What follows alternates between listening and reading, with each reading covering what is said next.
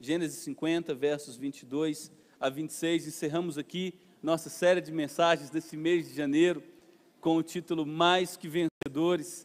E agora refletiremos sobre esperança para o amanhã, que é o fim da vida de José. Se você deseja acompanhar as exposições anteriores, já estão disponíveis em nosso site, aplicativo, no YouTube. Nessa noite, refletiremos sobre esperança para o amanhã. A esperança que sustentou José em momentos dificílimos de seu pai Jacó. Diz-nos assim a palavra: José habitou no Egito, ele e a casa de seu pai, e viveu 110 anos. Viu José os filhos de Efraim. Efraim é um dos filhos de José, que lhe nasceu no Egito, até a terceira geração. Viu também José os filhos de Maquir, filho de Manassés. Manassés é outro dos filhos de José. Maquir é seu neto. Então José vê seus bisnetos, os quais José toma sobre seus joelhos. Disse José a seus irmãos: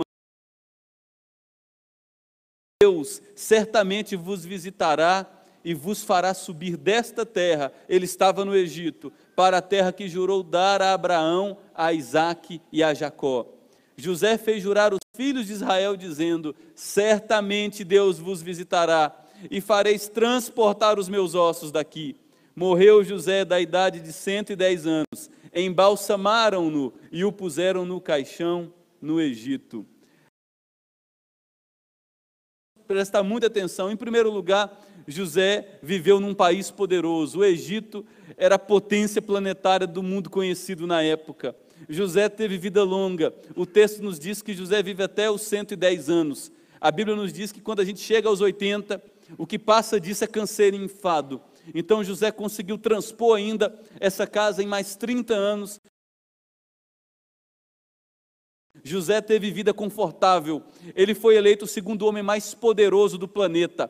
Por meio de José, uma devastação que afetaria o mundo todo foi impedida. José prevê uma fome terrível, evidencia recursos para que essa fome não destrua o mundo de sua época, e José se torna o segundo homem mais poderoso do planeta. Por isso ele goza de vida confortável. Ele tem conta bancária, ele tem prestígio social, ele tem reputação, e por fim José teve respeito social.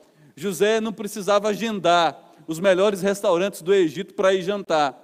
As portas eram escancaradas para ele. José aparecia nas capas das revistas de economia, de política. Teses de mestrado, de doutorado eram escritas para compreender a mente de José. Como é que um simples mortal consegue livrar o mundo de uma fome terrível? 7 anos. Como é que esse homem consegue coordenar tantos esforços para que tantas iniciativas sejam organizadas simultaneamente, a fim de preparar o mundo para a fome que ainda virá? José é um homem que goza de grande respeito social em sua época, mas, e as escrituras são repletas dessa conjunção, José enxerga além.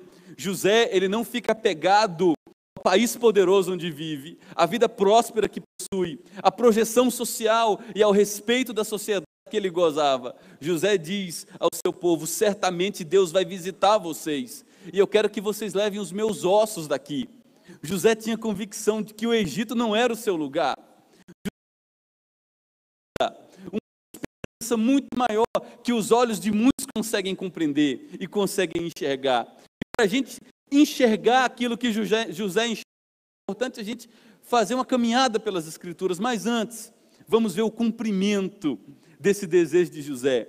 José morre, toda a sua geração, 400 anos se passam, o povo de Israel, de povo respeitado no Egito, agora é um povo escravizado. Deus levanta Moisés, o mediador, por meio de quem Deus resgata o povo da escravidão do Egito. Depois da 10ª praga, a morte dos primogênitos, o povo está saindo da escravidão do Egito em direção à terra da 13, versículo 19, olha essa pérola. Também levou Moisés consigo os ossos de José, 430 anos depois. O desejo de José é realizado, porque José havia feito os filhos de Israel jurarem solenemente: certamente Deus vai visitar vocês, e eu quero que vocês levem os meus ossos daqui. Só que tem um problema: Israel não consegue entrar na terra prometida por conta da incredulidade e da dureza de seu coração. 40 anos o povo peregrina no deserto, carregando o caixão com os ossinhos de José. Moisés morre, e o sucessor de Moisés, que é Josué, entra na terra prometida. E depois de 40 anos caminhando no deserto, depois que entra na terra prometida, nós estamos diante desta outra pérola, encontrada em Josué capítulo 24, versículo 32. Os ossos de José, que os filhos de Israel trouxeram do Egito, enterraram-nos em Siquém, naquela parte do campo que Jacó comprara aos filhos de Amor, pai de Siquém, por 100 peças de prata. Veja os detalhes do texto. E que veio a ser a herança dos filhos de José. Quase 500 anos depois, o desejo de José é cumprido. Os seus ossos são levados do Egito e enterrados na terra que Deus havia prometido em Gênesis 12 a Abraão. A terra agora que eles tomam por herança. Qual a razão de José ter feito esse pedido tão esquisito? José havia alcançado aquilo que eu e você ansiamos tanto. A razão das nossas loucuras, neuroses, ansiedades, fobias, doenças da alma, divórcio. A razão de tanta amargura dos filhos com seus pais. José havia alcançado reputação, José tinha muita grana, José era um grande empresário, José era um homem respeitado em sua época por todo mundo, José era o segundo homem mais poderoso do planeta, não de uma cidade, mas do planeta. Qual a razão de José ter feito esse pedido? Levem os meus ossinhos daqui, porque no Egito eu não fico nem morto. Só há uma enxergava uma esperança de herança eterna que eu e você precisamos enxergar também. José tinha uma convicção de uma salvação preparada por Deus. E para a gente compreender um pouco a razão de José ter feito esse pedido, eu quero convidar a sua atenção, quero convidar você e te pedir que você dê seu coração por 10, 15 minutos para a gente fazer um voo panorâmico sobre as Escrituras, especialmente José pediu isso. Em primeiro lugar, a gente vê em Gênesis 3,15, depois que homem e mulher caem em pecado, Deus aparece a serpente, animal usado pelo diabo como instrumento para seduzir homem e mulher, e ali acontece aquilo que a gente conhece como a queda, que é a razão do inferno desse mundo estar como está. Deus aparece a serpente no versículo 15 e diz: porém inimizade, ódio, entre você, serpente, e entre a mulher, porque você enganou a mulher e o homem. Eu colocarei inimizade entre os teus filhos, serpente, a tua descendência, e o descendente da mulher. E olha só o que Deus diz em Gênesis 3,15. O filho da mulher, serpente, vai esmagar a tua cabeça, e você, serpente, vai ferir o calcanhar do filho da mulher.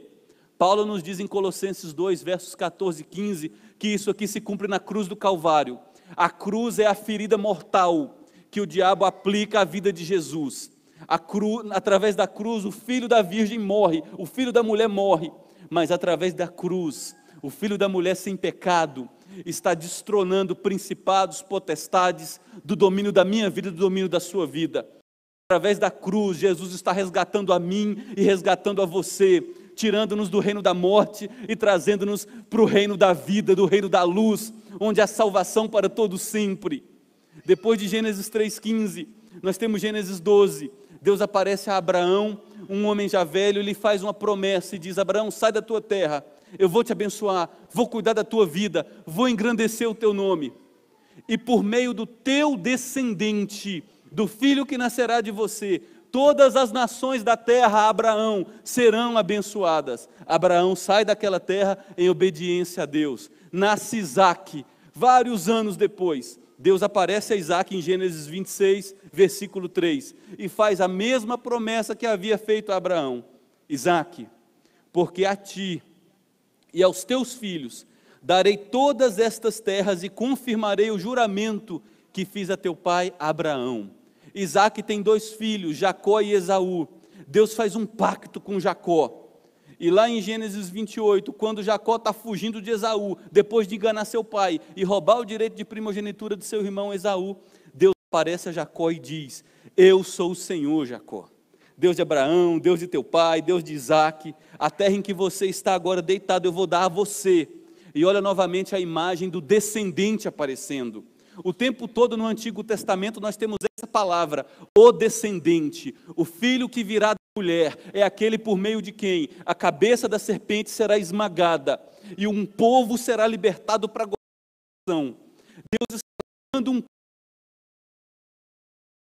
3 a experimentar vida e libertação através de Jesus. E tudo isso é construído ao longo das Escrituras. Estou fazendo um voo panorâmico, estou sendo superficial. Em Gênesis 49, o povo já está morando no Egito. Jacó, que teve seu nome mudado para Israel, antes de morrer, reúne seus 12 filhos próximos a si, promessas a cada filho. Jacó diz, o cetro é o bastão do poder, é o objeto de domínio do rei. O cetro não se arredará da tribo de Judá, nem o bastão de entre seus pés, até que venha Siló. Siló significa prosperidade, descanso, a plena vontade de Deus se cumprindo em nossas vidas. E descendente de Judá, e Jesus nasce da tribo de Judá. 430 anos se passam, nós estamos em Êxodo 3, versículos 7 e 8. Deus está chamando Moisés, um instrumento que ele usará para livrar o povo de um sofrimento infernal. E Deus traz uma palavra a Moisés dizendo, eu vi a aflição do meu povo, eu ouvi o clamor do meu povo por causa de pessoas que os oprimem, eu conheço livrar meu povo da mão dos egípcios, e eu vou fazer o meu povo subir para uma terra ampla e uma terra gostosa. A terra prometida no Antigo Testamento, ela é real. Canaã, Israel, existe essa terra, Rio Jordão, até o mar Mediterrâneo, que vai do Monte Hermon até embaixo, próximo à fronteira ao Egito, existe essa terra. Mas essa terra é um símbolo físico de uma terra espiritual que Deus nos daria em Cristo Jesus. As bênçãos dessa terra prometida são usadas no Antigo Testamento como ilustrações de bênçãos espirituais muito mais profundas que Deus cumpriria através de seu Filho Jesus Cristo. Depois de Davi, cerca de 500 anos se passam. Depois de Moisés, cerca de 450 para 500 anos se passam. Nós chegamos agora ao reinado de Davi. Davi havia construído uma casa, um palácio belíssimo para si. Deus habitava num tabernáculo. O tabernáculo era uma grande tenda, que foi um instrumento que Deus usou para caminhar com o seu povo, enquanto o seu povo estava transitando 40 anos pelo deserto. Davi entra em crise, ele olha seu palácio magnânimo, obras de arte belíssimas, e ele vê a casa de Deus embotada, envelhecida, uma barraca já cheia de remendos. E Davi intenciona no coração construir um grande palácio para Deus. Deus aparece para o profeta Natã uma noite e diz, vai dizer para Davi que ninguém pode construir uma casa para o Deus que criou céus e terra. Ninguém tem condições de engendrar um projeto desses. E olha só o que Deus fala para Davi em 2 Samuel 7, versos 12 e 13. Quando teus dias se cumprirem, Davi, e quando você morrer e descansar com os teus pais, então eu levantarei depois de ti o teu descendente. A mesma figura que aparece em todo o Antigo Testamento, descendente.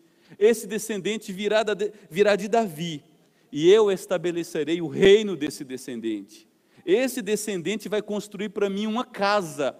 Deus havia acabado de dizer para Davi que ninguém pode construir uma casa para ele, mas logo depois Deus diz, o descendente, o filho da mulher de Davi, esse sim terá condições de construir uma casa para mim. E olha o que Deus vai fazer, eu estabelecerei o trono desse menino que virá de você, Davi, para todo sempre.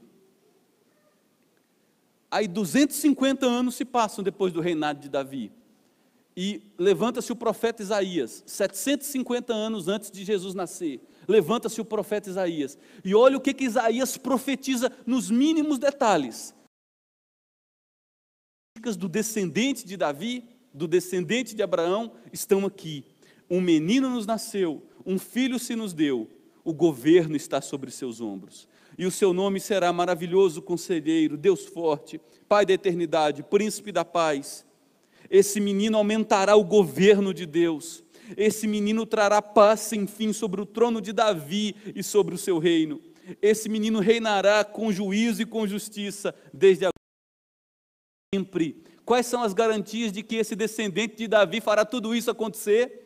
Isaías termina dizendo: o zelo do Senhor dos exércitos fará isso. Desde que o mundo caiu em pecado, Deus guerreia por seu povo. Desde que o ser humano se tornou rebelde, refratário, antagônico, Deus luta por seu povo. Na eternidade, Deus elabora um projeto de salvação, e Deus sangra por seu povo. A representação do seu povo está na cruz do Calvário. É o Deus encarnado se vestindo de músculos, de veias, tomado de sangue, correndo de suas veias, e que é derramado por mim e por você. O Senhor dos exércitos guerreia por mim e por você, e Ele garantirá por sua fidelidade e seu poder, que esse projeto de salvação eterno serão concedidos a mim e a você, caso estejamos descansando nele. Saímos do Antigo Testamento, entramos agora no Novo Testamento. O anjo aparece a uma virgem. Lembra de Gênesis 3? Olha, nascerá o filho da mulher. Isaías diz: nascerá da virgem. Agora o anjo aparece a uma virgem e diz: você está grávida. O nome desse menino é Yehoshua, que a gente chama de Jesus. E Yehoshua significa Jeová é salvação. Por meio de Deus vem a salvação. Esse menino será chamado Filho do Altíssimo. Deus, o Senhor, lhe dará o trono de Davi. Davi é o que desse menino que vai nascer da virgem? O pai. Jesus é da descendência de Davi, e Davi é da descendência de Judá. E Jacó havia prometido lá em Gênesis capítulo 49, de que o cetro viria por meio da tribo de Judá, e através da tribo de Judá existiria um reino para todo sempre. Ele reinará para sempre sobre a casa de Jacó, e o seu reinado não terá fim. Jesus cresce. Depois que Jesus é batizado, ele é levado pelo Espírito Santo até o deserto, 40 dias sendo tentado.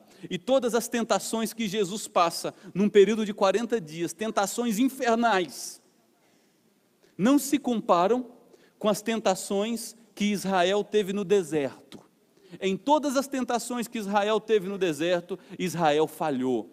Israel reclama da salvação de Deus, livrando-os do Egito. Israel reclama do pão que cai do céu. Israel reclama da água que sai da rocha. Israel reclama, reclama, reclama e reclama. Aonde Israel falha, aonde Israel peca, aonde Israel erra, Jesus sai vitorioso da tentação. Depois que Jesus vence a tentação de 40 dias no deserto, ele se torna digno, qualificado, fiel substituto, para oferecer o sacrifício perfeito.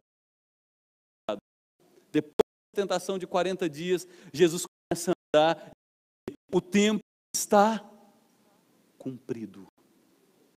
Jesus não diz, se cumpriu,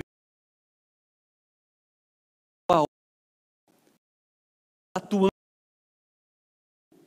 Deus se lembrou de Israel, Deus se lembrou de José, de José, de ir para uma terra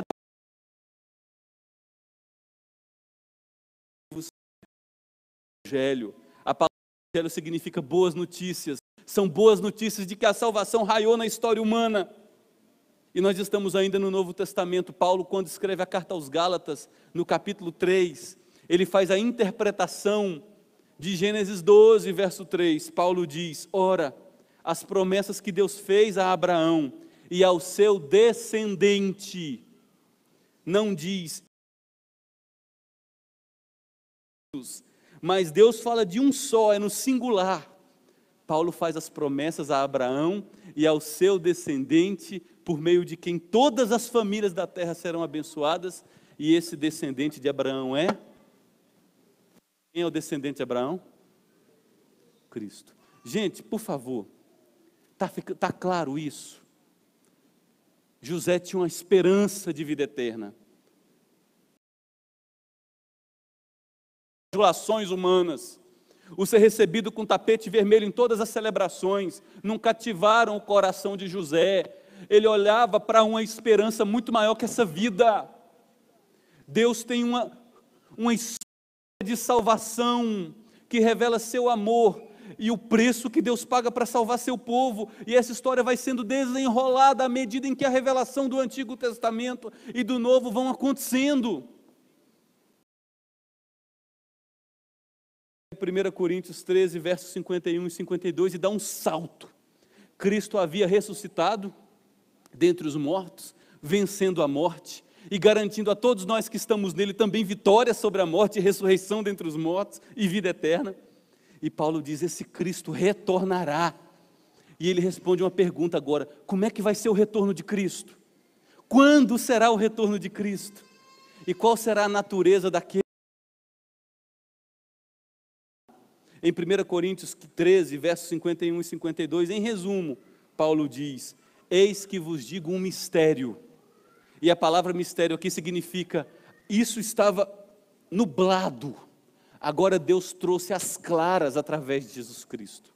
Eis que vos digo um mistério, nem todos dormiremos. A palavra dormir aqui é usada substituindo morrer. Nem todos vamos morrer, mas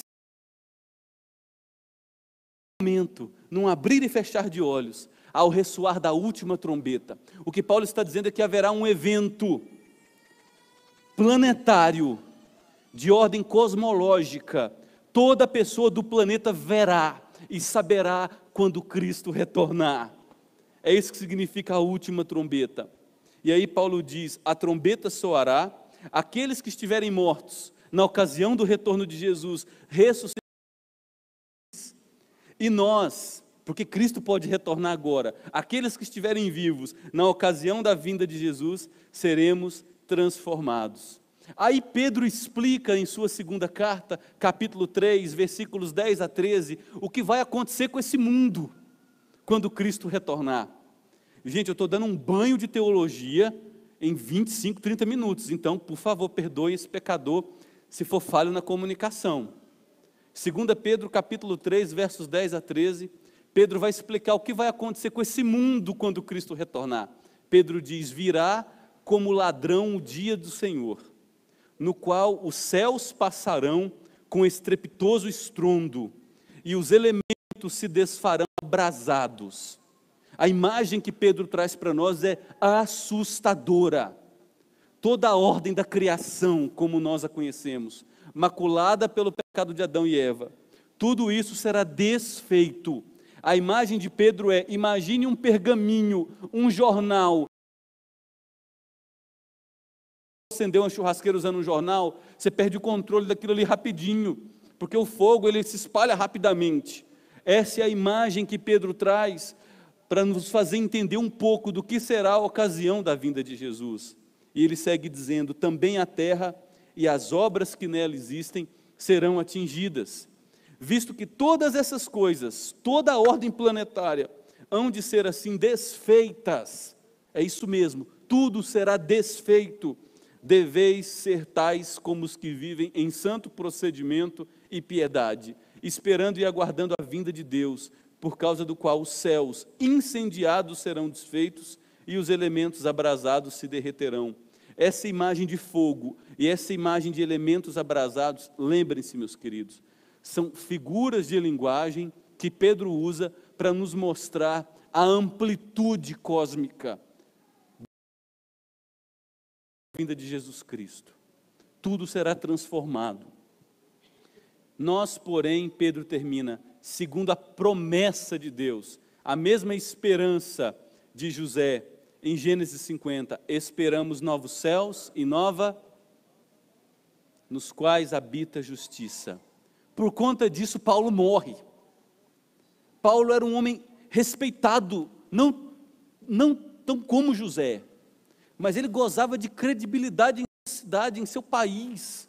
Paulo era fariseu de carteirinha, e quando ele é encontrado por Cristo, ele abre mão de tudo, dos aplausos, dos títulos honoris causas, das bajulações, dos diplomas. Paulo não dá a mínima mais para isso, porque ele conhece a glória e a grandeza do poder de Jesus.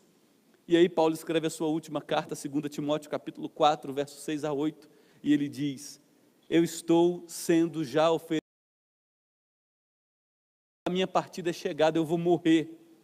E Paulo diz: eu combati o bom combate. A vida cristã é isso, é uma luta. Eu completei a minha carreira, eu vivi todos os dias como Deus, bem aquém do desejo de Deus, mas eu me esforcei e eu guardei a fé. E olha a certeza de Paulo: a coroa da justiça me está guardada, e essa coroa me será dada naquele dia pelo Senhor, que é um reto juiz. E agora Paulo insere a mim e a você. Não somente eu, mas todos quantos amam a vinda de Jesus Cristo, também receberemos a coroa da justiça. E o último livro das Escrituras, Apocalipse, nos termina em seu penúltimo capítulo com a imagem de Jesus Cristo retornando. É marcado por símbolos, por imagens. E Apocalipse nos diz no capítulo 21, vi novo céu e nova terra. Deus cria o Éden. A palavra Éden significa lugar de delícias. Éden não é um jardinzinho, um pomar. Éden é todo o planeta criado por Deus, toda a criação de Deus é um lugar de delícias. Acontece Gênesis 3, o mundo cai, vira esse inferno que vivemos. E Deus aparece e diz: eu vou restaurar essa ordem de destruição e vou trazer novos céus e nova terra. O que Deus promete é: eu trarei um Éden, um jardim de delícias, restaurado e elevado à sua plenitude ao meu povo. Eu trarei o filho da mulher, que salvará o povo de seus pecados, começará a resgatar toda a ordem da criação, e eu terminarei o retorno do meu filho, trazendo os novos céus e a nova terra. É o Éden, o lugar de delícias, restaurado. E é assim que termina Apocalipse: vi novo céu e nova terra. E ele diz: o primeiro céu e a primeira terra passaram, o mar já não existe. O que significa isso, o mar? As divisões entre tribos, clãs, nações, as discriminações, os preconceitos entre cor, tudo isso vai deixar de existir. Deus une novamente aquilo que nunca devia ter sido desunido por conta do pecado. E ele está dizendo: vi também a cidade santa, a nova Jerusalém que descia do céu. Não é uma cidade real, gente. É apenas uma imagem, um símbolo que descreve Deus descendo da glória, restabelecendo todas as coisas, a sua perfeição e plenitude, e habitando para todo sempre o povo. Diz, essa nova Jerusalém, vestida como noiva, preparada para seu vir ao trono, o próprio Cristo. E ele diz: a casa de Deus com os homens, milagres acontecerá, as maravilhas estabelecerá para todo o povo. E olha o que vai acontecer: eles se transformarão em povo de Deus. E olha que negócio fantástico, e Deus mesmo estará com eles. Você consegue perceber um negócio desse? A gente canta. O que é a fé? A fé é a convicção de fatos que não se veem, de promessas que se esperam. Mas chegará um momento onde tudo isso será concreto, palpável, real. Nós veremos Deus, conheceremos Deus como Ele nos conhece. E Apocalipse termina nos dizendo: e Deus enxugará lágrima, não haverá mais morte, não haverá luto, não haverá dor, porque essa ordem caótica na qual eu e você habito e estamos inseridos, passou. E aquele que está sentado no trono, Jesus Cristo, disse: eis que faço novas todas. E ele termina dizendo: breve E daí vem a escrita do livro de Apocalipse, porque todas estas palavras são fiéis e verdadeiras. Quais são as implicações e a aplicação disso, gente? Primeira delas, José possui a convicção de que Deus planejou salvação eterna para seu povo. José possui convicção. Deus apareceu a meu avô e disse: eu vou levar vocês para um lugar de descanso, muito melhor que essa ordem caótica de coisas, eu vou restaurar tudo. Deus apareceu para o meu pai, e José disse: e eu creio nisso. No Egito, e Egito nas Escrituras, assim como Babilônia, Roma, é símbolo de cidade pagã, de mundo vil, no qual habita pecado, morte, destruição, dependências, escravidão e toda sorte de miséria. José diz: no Egito, ainda que eu seja aclamado e bajulado, nem ossinho meu fica. José possui a convicção de que Deus planejou uma salvação eterna para o seu povo, e essa convicção dá olhos ao coração de José, para ele não se render à sedução daquilo que é aparente. José não se rende àquilo que tantos de nós nos rendemos com tanta facilidade, é a sedução do que é aparente. É nesse sentido que João escreve sua primeira carta no capítulo 2 e diz: não ameis o mundo nem o que há no mundo, porque tudo que há no mundo, a podridão dos olhos, a podridão dos desejos, tudo que há no mundo vai passar, tudo que há no mundo está condenado à morte. Aquele, porém, que ama a Deus, esse permanecerá para todo o sempre. José tem uma convicção que dá olhos ao seu coração para ele não se render à sedução daquilo que é aparente. Ele prefere se render àquilo que é real, porém ainda não pleno.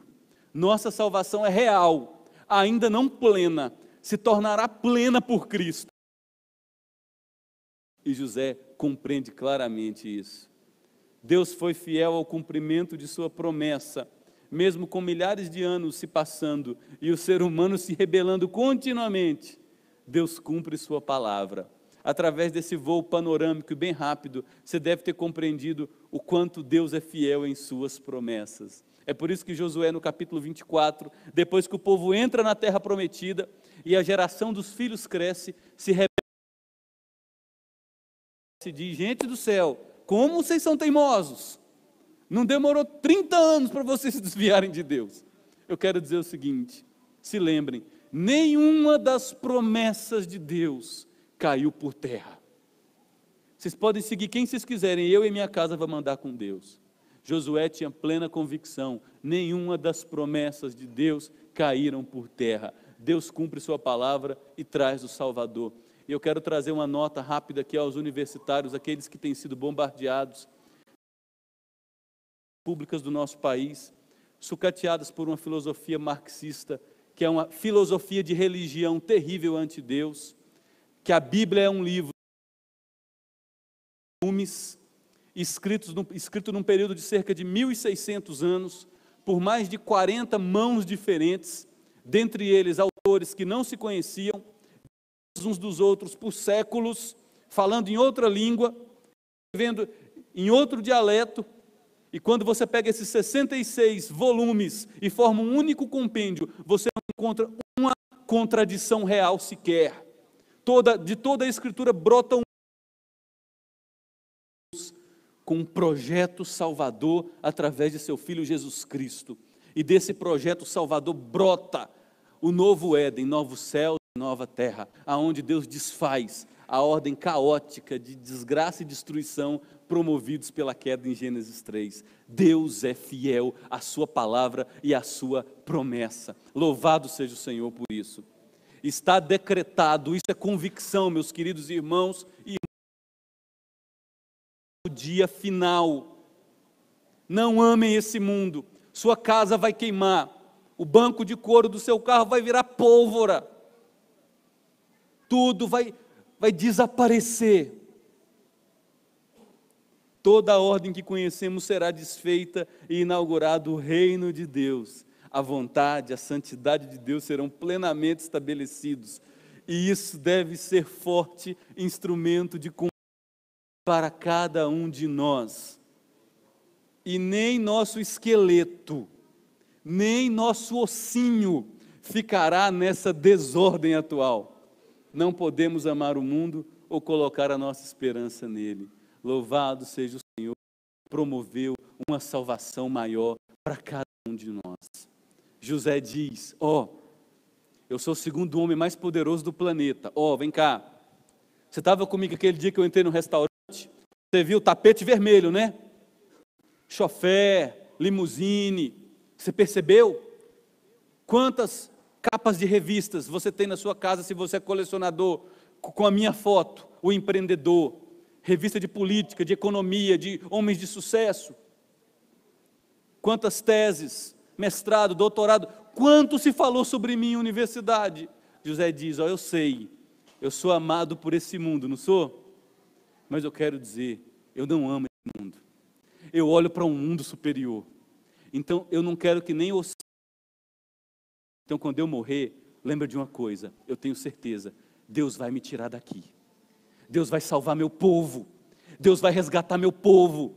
Deus é o Senhor dos exércitos e fez um pacto de redimir meu povo. E quando esse Deus cumprir sua palavra, lembra, tira meu ossinho daqui.